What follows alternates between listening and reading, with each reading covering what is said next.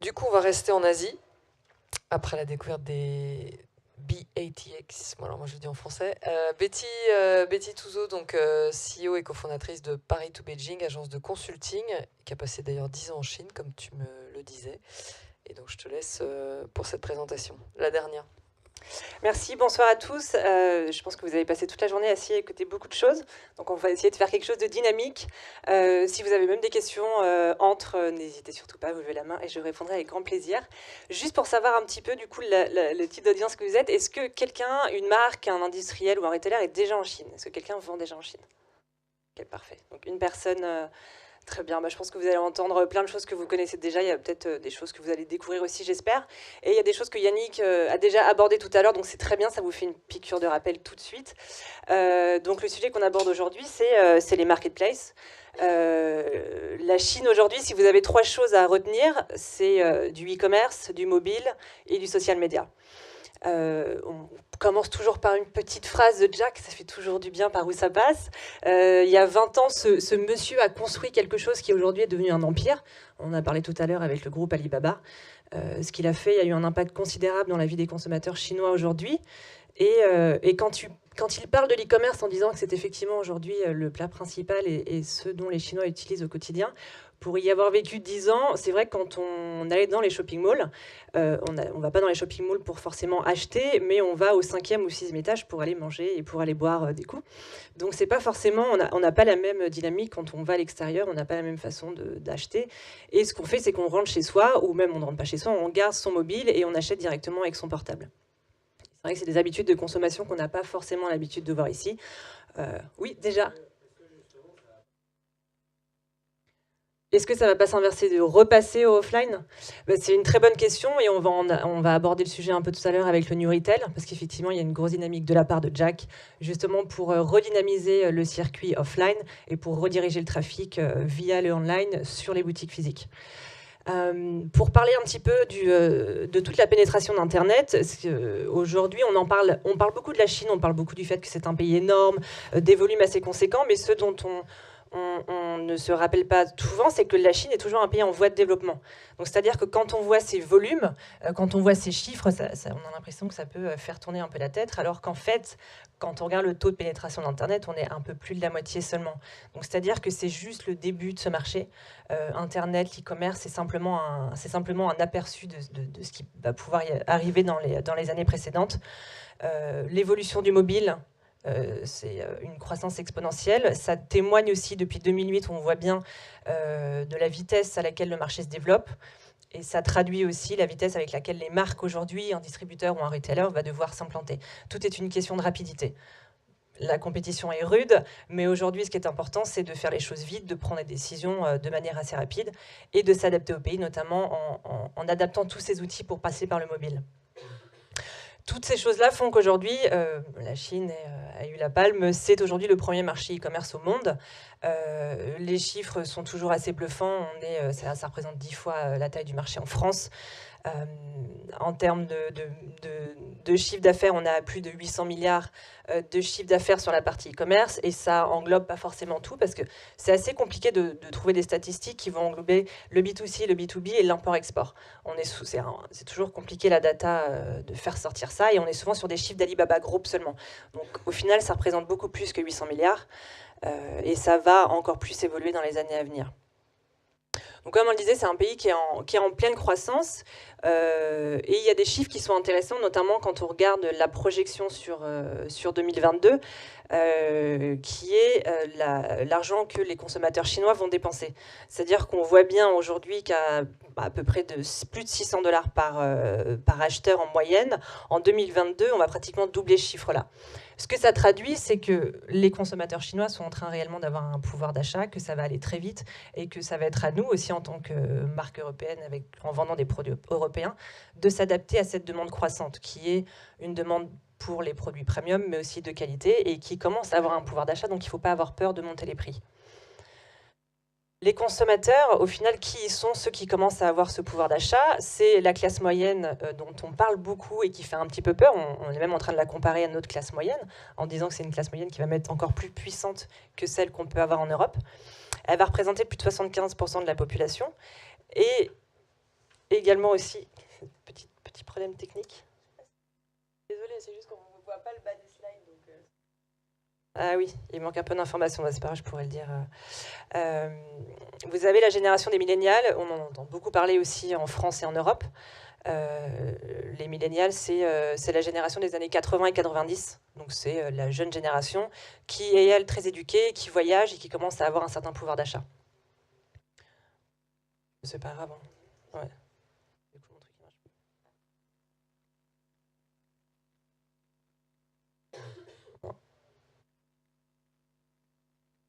Problème technique. Ouais, c'est pas grave, je vais le faire à la main. Mets-le en diaporama. Excusez-nous du coup pour ce petit moment, petite pause. Non, ça marche plus.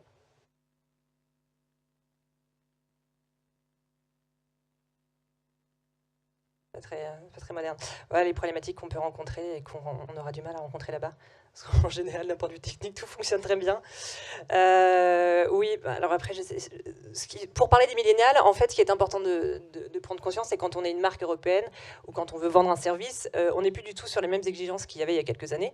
Donc c'est une population qui a un certain pouvoir d'achat, qui est très exigeante, qui est avide d'informations et qui veut surtout s'amuser. C'est-à-dire qu'il ne suffit pas juste de leur présenter des produits parce que vous êtes étranger, ils vont les acheter.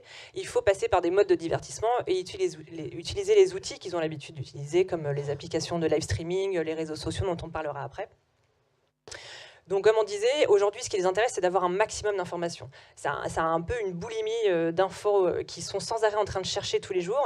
Et quand on regarde les chiffres par rapport à ce qui peut être généré, nous, sur notre territoire en France ou en Europe, c'est assez grisant. Et que ça soit pour le paiement, que ça soit pour de la livraison... je ne sais pas si ça vous dit quelque chose, les logos qui sont autour déjà, parce que on a un petit peu tout, on a du paiement avec WeChat Pay et Alipay, vous allez retrouver de la livraison à domicile, le Wikipédia chinois, des outils pour le tourisme, Baidu dont on a parlé tout à l'heure, des outils de messagerie et puis après des applications d'e-commerce.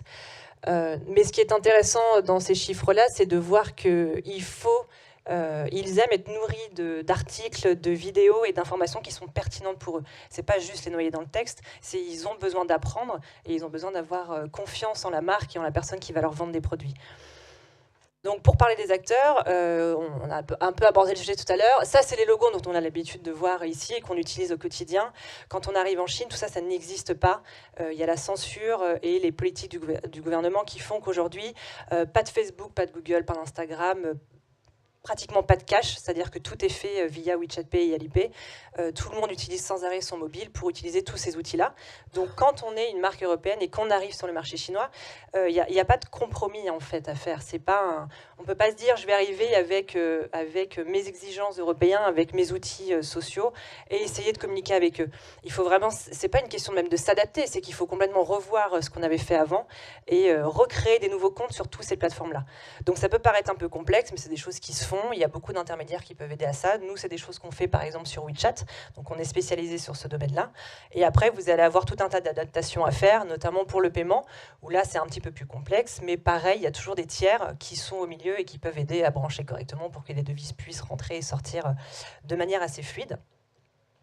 Les BATX, tout à l'heure, on en a parlé, c'est un peu décalé, mais c'est pas grave.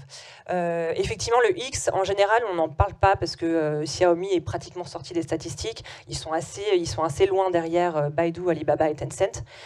Ces trois gros leaders, on en parle tout le temps parce que là, vous voyez les logos qui sont en dessous, c'est pratiquement rien par rapport à tout l'écosystème que ça représente. Alibaba, aujourd'hui, on vient investir dans l'industrie du cinéma, enfin, tout est parti, c'est vraiment des tentacules et ils investissent pratiquement dans tous les domaines. Donc, c'est vraiment un marché de monopole et quand on va sur le marché, quand on se développe là-bas, il faut prendre conscience que le marché est dirigé par toutes ces entreprises-là et qu'il faut du coup utiliser les outils qu'ils proposent parce que c'est ces outils-là que le consommateur chinois utilise au quotidien. Ce qui est intéressant dans cette slide, on ne la voit pas très bien, non, on ne la verra pas en entier, c'est de voir que c'est séparé par 4 secteurs. Donc vous avez les 3 premiers, le Search, Digital Advertising et Social Media, où là vous avez toute la partie de comment vous allez faire pour atteindre le consommateur chinois. Donc c'est toute la partie de recherche de leads.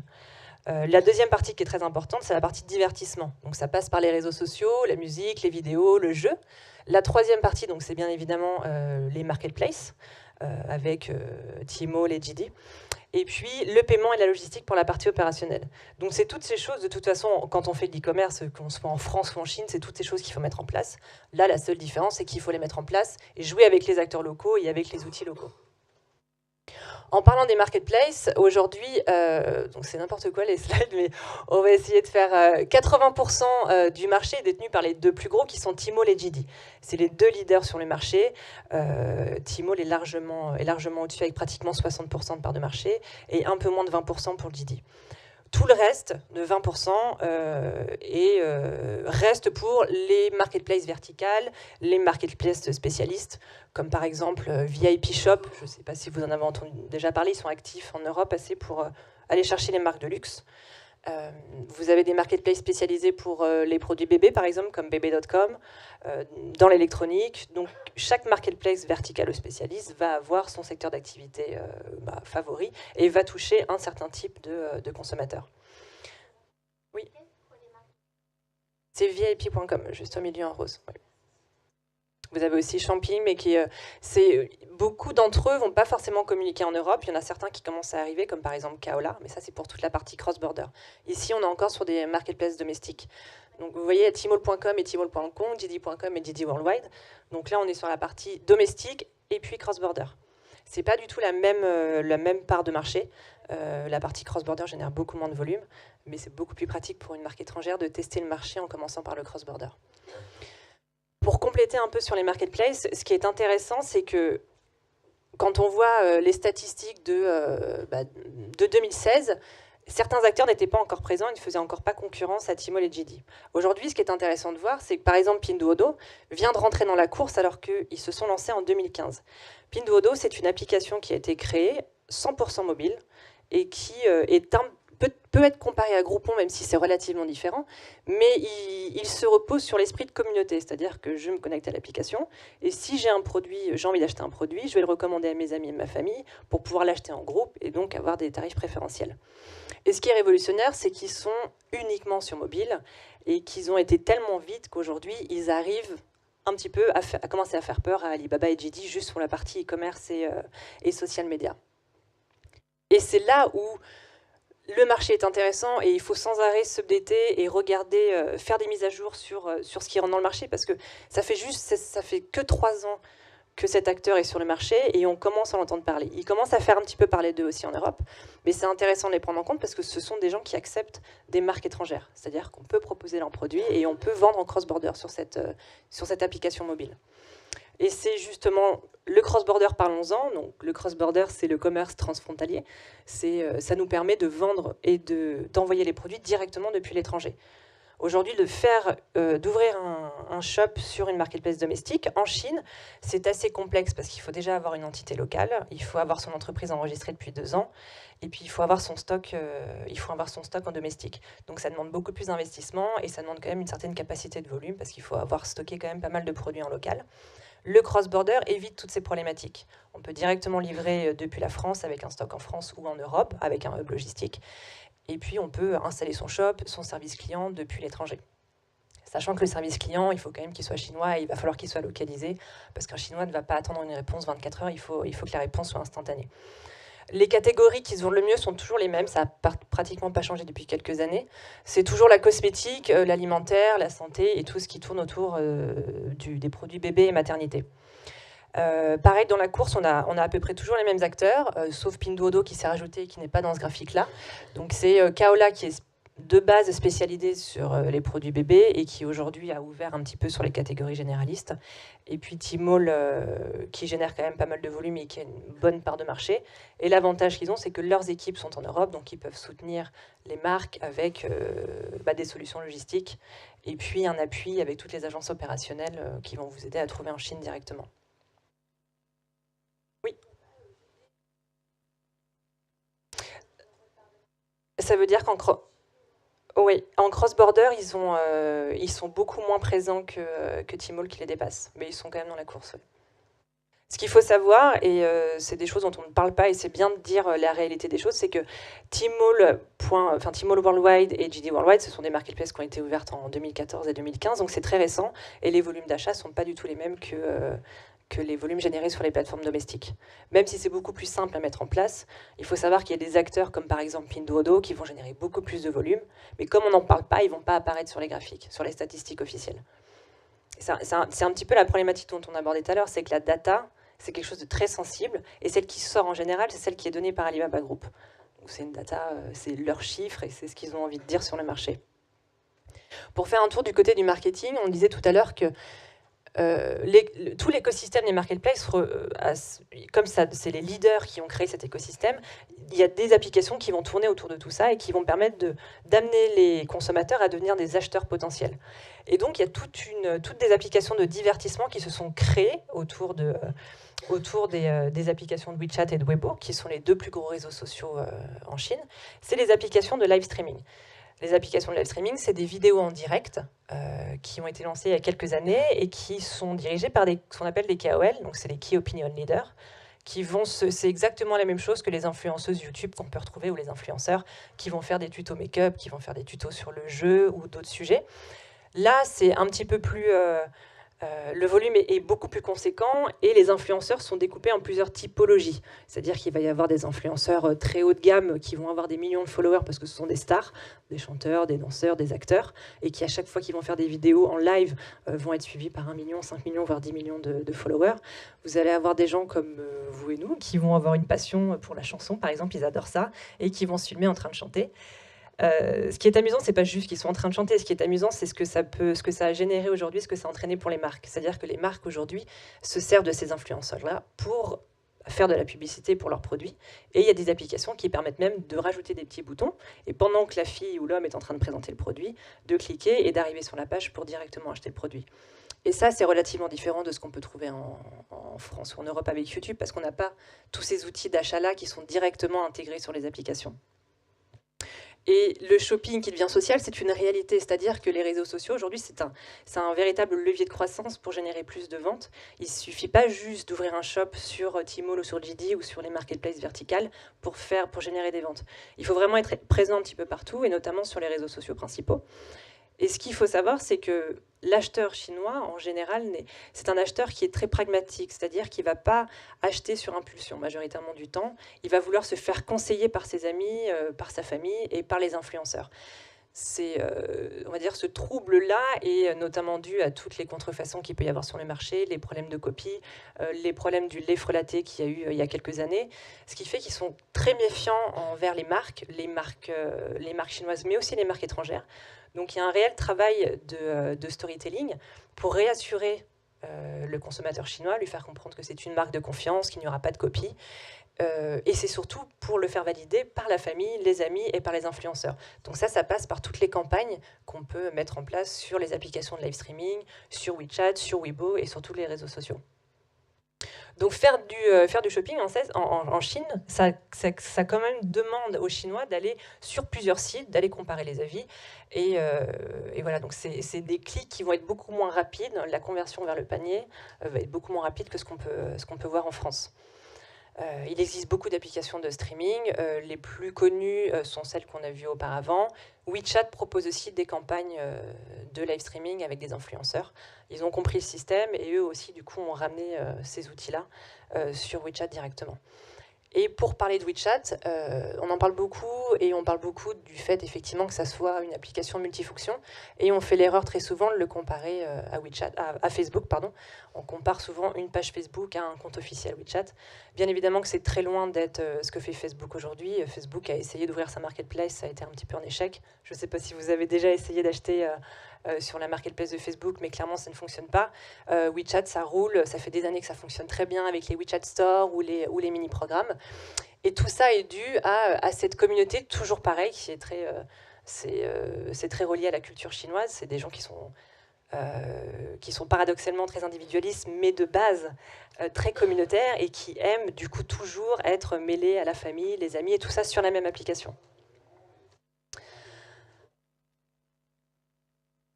Donc toujours avide d'informations, c'est près de plus de 500 articles qui sont publiés chaque minute. Il y a pas de mal. Bonsoir. Et ils utilisent donc tout ce qui est... C'est-à-dire qu'aujourd'hui, l'utilisateur chinois est totalement dépendant de WeChat de par toutes les fonctionnalités qui ont été mises en place. Donc effectivement, comme Yannick disait tout à l'heure, moi quand j'étais en Chine et que j'utilisais WeChat, je payais mes factures d'électricité, mon gaz, je commandais ma nourriture là-dessus, je prenais rendez-vous sur WeChat pour un docteur, je bookais mes billets de train, mes billets d'avion, je faisais pratiquement tout sur WeChat. Et on devient complètement dépendant sans s'en rendre compte. En fait, si on n'a pas cette application-là, on ne peut pratiquement rien faire. Je payais avec WeChat, enfin vraiment tout se fait là-dessus. J'avais mon plan aussi pareil, le GPS via WeChat. Et c'est aujourd'hui l'application indispensable pour toucher la communauté chinoise en Chine, mais aussi également à l'étranger. Donc, aujourd'hui, WeChat est découpé en plusieurs parties, si on peut dire. Vous avez la partie compte officiel, donc, qui peut être équivalent à la page Facebook. Donc, c'est-à-dire que c'est votre entreprise qui va avoir son nom, son logo sur WeChat et qui va publier des articles, des vidéos, et qui peut aussi faire de l'advertising pour attirer et engager sa communauté. Bien évidemment, toujours pareil, l'information, donc de publier des articles, des vidéos et d'installer aussi un service client qui peut être pratiquement H24 pour que les clients se sentent proches de vous. Donc ça, c'est des choses à mettre en place en amont, bien évidemment, pour que le service soit local. Et pour apporter la dynamique e-commerce à cette partie WeChat, les mini-programmes font en ce moment fureur. Vous avez aussi les WeChat Store, mais les mini-programmes aujourd'hui permettent réellement d'ouvrir carrément un shop et de pouvoir rendre cette communauté active. C'est-à-dire qu'on passe d'une communauté qui va juste se renseigner sur vous, lire vos histoires, vos vidéos et vos articles, à vraiment la diriger sur une mini-application qui est reliée à WeChat et qui va leur permettre de directement choper comme si elle était sur votre site internet. On a un exemple là de publicité sur l'image de gauche de Luckin Coffee. Luckin Coffee, c'est le nouveau concurrent de Starbucks. Starbucks a un petit peu peur d'eux parce qu'ils font la livraison à domicile de café. Donc là, voilà, c'est typiquement un exemple de publicité que je vais pouvoir recevoir sur mon mur de nouvelles. Je peux choisir de ne pas recevoir cette pub en cliquant sur la droite en disant « ça ne m'intéresse pas, je ne veux plus voir ce contenu ». Mais c'est de cette manière-là qu'en tant que marque, quand on paye une publicité, ça s'affiche de cette façon-là. Sur la deuxième image, on voit en haut les mini-programmes. Donc ça, c'est les mini-programmes que j'ai sélectionnés. Et c'est-à-dire que je peux à tout moment rentrer dans ces mini-programmes-là et aller voir du coup le service que la marque va proposer. Que ça soit du shopping, ou que ça soit juste comme MAC Cosmétiques, par exemple, sur la droite. Eux, ils sont juste un service pour former les filles à se maquiller. Donc voilà, chacun crée son mini-programme pour des fonctionnalités diverses et variées. Le King Coffee, lui, directement par un mini-programme sur la troisième image, a fait son menu pour qu'on puisse sélectionner directement son café, sélectionner les options avec « je veux du sucre » ou pas, et directement se le faire livrer chez nous. Donc aujourd'hui, une tasse de café à 21 yuan, qui vaut même pas à 2,50 €, je peux directement me le faire livrer, à domicile. Et pourquoi c'est intéressant de parler de tout ça, et comme on disait tout à l'heure, c'est e-commerce, mobile et social media, c'est qu'aujourd'hui, tous les acteurs, majoritairement tous les acteurs des marketplaces sont sur WeChat. C'est-à-dire qu'ils vont avoir leur compte officiel, un mini-programme ou du WeChat Store. Et c'est comme ça d'ailleurs que Pinduoduo, le troisième dont on a parlé tout à l'heure, qui est l'application 100% mobile, a eu une croissance de fou depuis 2015. C'est parce qu'ils se sont servis de WeChat et de toutes les fonctionnalités marchandes pour accélérer. VIP.com, c'est pareil, il génère énormément de ventes sur WeChat. Donc c'est un écosystème qui est intimement relié, tout est embriqué en fait. On peut pas, rien n'est indépendant. C'est-à-dire que quand on veut vendre en Chine, il suffit pas juste, comme je disais tout à l'heure, d'ouvrir un shop sur Tmall ou sur JD. Il faut prendre en compte tout le circuit qu'il y a derrière pour générer plus de volume de vente. Et c'est surtout pour convaincre l'acheteur que vous êtes vraiment présent en Chine. Même en faisant du cross-border, on peut réellement avoir une présence sur les réseaux sociaux et sur le marché en ligne. Et je finirai par dire que WeChat, c'est pas quelque chose qu'on peut remettre en question et se dire oui, mais peut-être moi je veux pas forcément vendre en Chine. Ce qui m'intéresse, c'est de toucher la clientèle chinoise. La clientèle chinoise aujourd'hui, elle bouge. Ils ont des visas, ils voyagent dans le monde entier. Ils adorent nos pays. Paris est une des capitales les plus visitées pour eux. Et le seul moyen aujourd'hui de continuer de communiquer avec eux et de faire en sorte aussi de pouvoir convertir ces internautes en consommateurs via le Drive to Store, c'est-à-dire en les faisant venir dans les boutiques à Paris, c'est WeChat. Aujourd'hui, c'est de l'application qu'ils utilisent pour avoir les promotions quand ils visitent Paris, aller dans les meilleurs restaurants, aller aux grands magasins et convertir du coup leur visite en allant choper ce qu'il y a de mieux à Paris. Et pour vous dire un petit peu nous ce qu'on fait chez Paris to Beijing, donc on est certifié Trusted Partner par Tencent. Donc notre spécialité, c'est majoritairement de créer des comptes officiels WeChat et de générer une communauté et également de créer des mini-programmes et des WeChat Store pour convertir ces internautes en acheteurs potentiels. Et on fait également des formations sur mesure qui sont certifiantes et qualifiantes sur toute la partie e-commerce et digital Chine. Est-ce que vous avez des questions?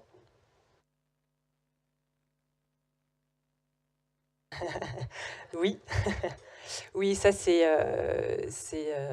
pareil, c'est pas quelque chose de négociable. On a l'impression que dans les grandes villes, les Chinois parlent très bien anglais, c'est complètement faux. Ceux qui sont partis à l'international faire des études, oui, un petit peu, mais ça reste quand même une minorité. Et c'est la raison pour laquelle aujourd'hui on est capable d'ouvrir cette boîte et de proposer ce service, c'est que je suis bilingue mandarin. Et si ça n'avait pas été le cas, je n'aurais jamais aujourd'hui la légitimité pour parler de ce marché. C'est inévitable. Et d'ailleurs, les formations qu'on fait, on met les mains dedans directement, c'est-à-dire qu'on fait télécharger les applications aux gens, même si c'est du mandarin, même si c'est du caractère chinois, c'est pas grave, il n'y a pas besoin de les comprendre. Ce qui est intéressant, en fait, c'est de voir un petit peu comment les pages fonctionnent et d'essayer de se mettre à la place d'un consommateur chinois en cliquant sur les pages, en ouvrant les liens. Donc oui, c'est inévitable, indispensable.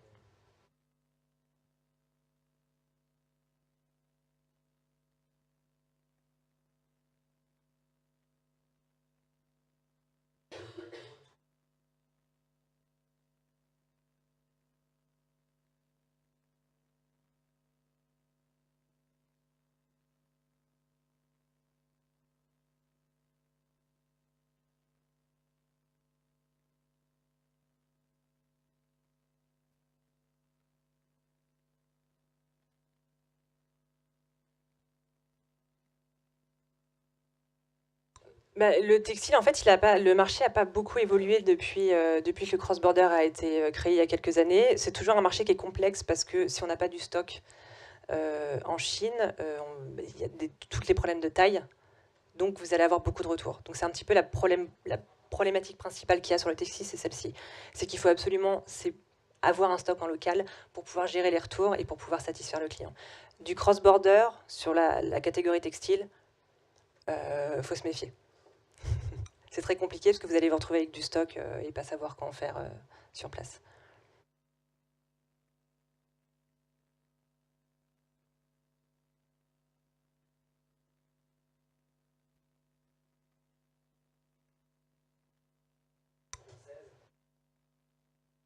C'est une très bonne question et c'est ce qui fait que la Chine est souvent perçue comme complexe et où les gens peuvent se vexer. C'est que même si la marque en France a une très bonne notoriété, a une histoire de 10 ans, 20 ans ou même en Europe, en fait c'est comme si elle devait repartir à zéro en Chine parce qu'ils ne les connaissent pas et comme on a vu tout à l'heure, ils ne vont pas sur Google pour rechercher les informations, ils vont sur Baidu ou sur WeChat.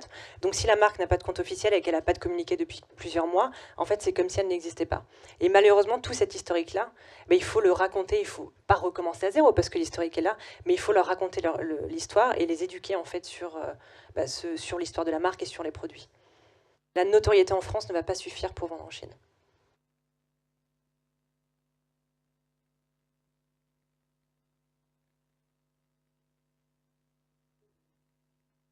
Oui, il y en a, oui, qui sont spécialisés, oui. Oui.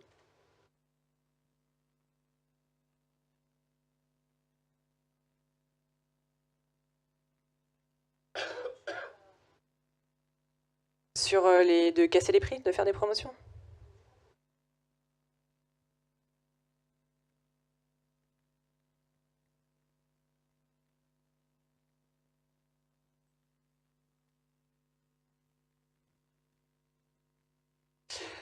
Alors je pense que ça fait partie effectivement du fait que les promotions et les offres promotionnelles de manière générale sont juste essentielles quand on vend un chinois. C'est-à-dire que si le prix n'est pas barré, typiquement il ne va pas y aller. Donc le couponing, oui, fait partie d'une des techniques à aborder effectivement. Oui, ça peut être aussi assez... c'est pour ça que les marques de luxe ont mis du temps à aller sur le marché online au Chine. Oui, du coup, si vous regardez certaines marques ont commencé à faire aussi des prix barrés. Mm.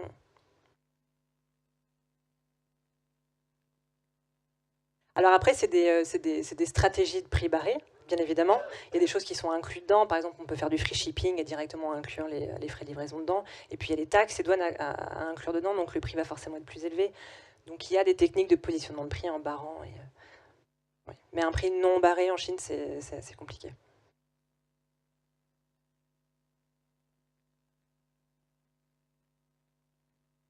Merci Betty Touzeau, donc on peut vous applaudir pour la présentation que vous nous avez donnée et vous clôturez du coup cette journée de keynote.